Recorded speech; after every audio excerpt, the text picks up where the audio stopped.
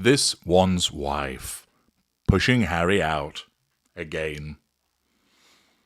This one's wife is a narcissist. She doesn't know that she's one.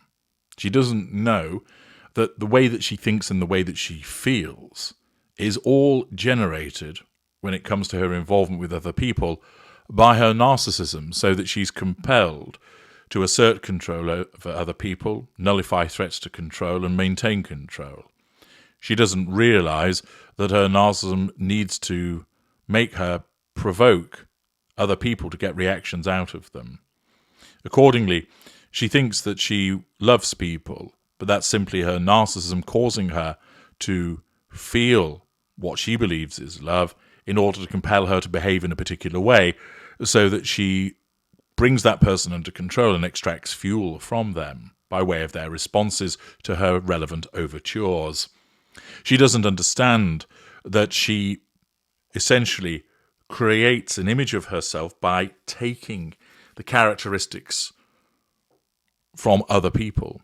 She doesn't realize that her pursuit of things such as money, networks, etc., is all part of the residual benefits that her narcissism requires, because those residual benefits assist with regard to the other aspects of the prime aims. She thinks that she's kind, she thinks that she's empathic, she thinks that she's interesting, she thinks that she's amazing. All of that is generated by her narcissism to compel her to pursue, subconsciously, the prime aims. This means that time and time again, Harry, who is the intimate partner primary source in the devaluation, a sustained devaluation, must be relegated. He must be pushed out of the way, spoken over, interrupted, brushed to one side.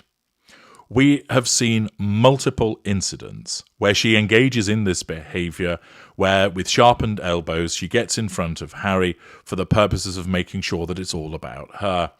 One of the most notable pieces of footage was at some form of event that was taking place inside, where she essentially ensured that when Harry was talking, that she took over. That she stood in front of him, her back to him, as she started to speak to the men that he had been addressing, leaving him looking very much like the bit part that he has become. Hands clenched nervously together. She once again made it all about her. But we've seen her do it with other people, elbowing people out of the way, steering Harry in one direction, trying to take the microphone even though it wasn't hers to take. Repeated instances whereby, driven by her subconscious narcissism, she makes it all about her. If you were to put this footage to her and point out, look, here you are nudging Harry out of the way, she will say, oh no, Harry was quite happy for me to speak on his behalf. Weren't you, this one?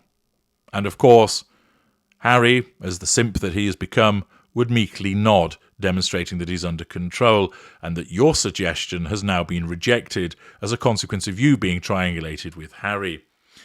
Not that she would ever sit down to face such accusations, because her narcissism would prevent her from doing so, but in the extraordinary instance that that would occur, again, her narcissism would never ever let her admit what she has been doing, and instead will always explain how you've got it wrong. That didn't happen that way. You've read too much into it. But once again, the evidence speaks for itself. And I'm now going to show you some footage which emerged from the recent attendance in New York City at the Mental Health Summit, so that you can see that she just cannot help herself, and she's shoving Harry out of the way once again. Here comes the footage.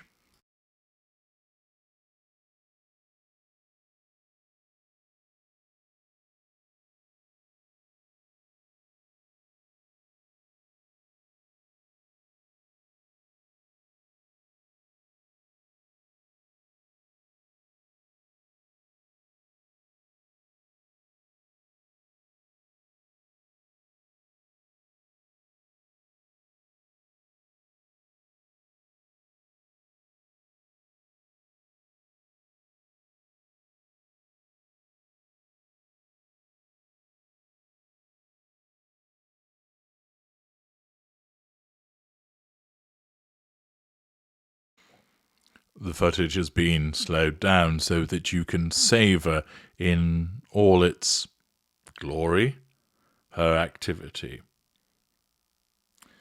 The presentations have ended and somebody's filming from behind the gruesome twosome.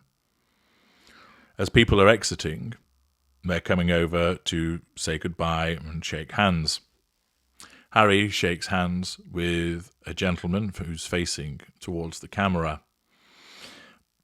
But as their hands come together, rather than wait for them to shake hands and then for the gentleman to move on to then speak to her or shake hands with her, she isn't prepared to wait, exhibiting a lack of patience, which is part of her haughty behaviours, and rudely, demonstrating her lack of boundary recognition, inserts herself between her husband, intimate partner primary source, and the other gentleman, who is either a non-intimate tertiary source or non-intimate secondary source.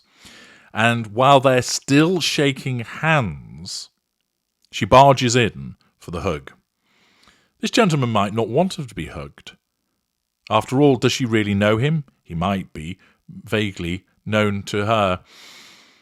But it doesn't matter. From her perspective, she just barges in. Not only is it rude to her husband and to the other gentleman that they're actually still shaking hands when she pushes her way in, she then goes further by hugging this individual. She, of course, thinks that she's not doing anything wrong, that she's being kind and compassionate by going in for the hug. But she fails to recognise that her behaviour is rude. I know that certain of the sugars that see this footage would say, how can you imply that from just a bit of footage?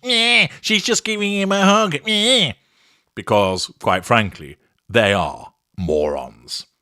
This is another piece of evidence to add to so many others, seen through the prism of her narcissism, which has been established as a consequence of forensic examination of her behaviour over many years, that demonstrates a sense of entitlement, a lack of emotional empathy, a lack of accountability, haughtiness, and poor boundary recognition. Her husband is involved in a handshake. She can't stand to be not involved, and in essence takes over the handshake by intervening, hugging the other gentleman. And you can see Harry's reaction. It's like a little dog that's been smacked on the nose. His hand comes back. There's dejection writ large all over his face as his hand comes up and swipes his nose. He is embarrassed by being pushed out of the way once again. But does the tube of toothpaste that made the advance upon the other gentleman care? No, she doesn't. Because it's all about her ensuring that she engages with that individual to control him and draw fuel from him. Harry comes second. She comes first. And it's about time that Harry woke the fuck up and started to realise this. I'm HG Tudor. Thank you for watching.